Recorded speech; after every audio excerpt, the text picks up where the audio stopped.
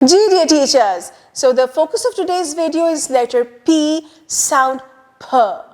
आपने बच्चों को sound की अच्छे से प्रैक्टिस करवानी है और इसके साथ साथ उससे स्टार्ट होने वाले वर्ड्स को सही अंदाज में प्रोनाउंस करवाना है और जितनी भी पिक्चर्स हैं बुक के पेज के ऊपर उनकी आपने अच्छे से डिस्क्रिप्शन करनी है. डिस्कशन कीजिए because the more you discuss the better language the student will have. तो फिर हम चलते हैं इसके बाद अपनी STEM एक्टिविटीज़ की तरफ. STEM एक्टिविटीज़ सबसे पहले आता है साइंस, और साइंस में आपने स्टूडेंट्स को पिजन के फेदर्स दिखाने हैं और उनके टेक्सचर के बारे में बात करनी है. देन यू हैव टेक्नोलॉजी, और टेक्नोलॉजी के लिए बुक के पेज के ऊपर जो QR कोड मौजूद है उसे स्कैन करें और बच्चों को वीडियो दिखाएं. देन यू हैव इंजीनियरिंग, और engineering is about making things. तो यहाँ पे आपने बच्चों को प्ले डो देना है और बच्चे प्ले डो से पेस्ट्री बनाएंगे.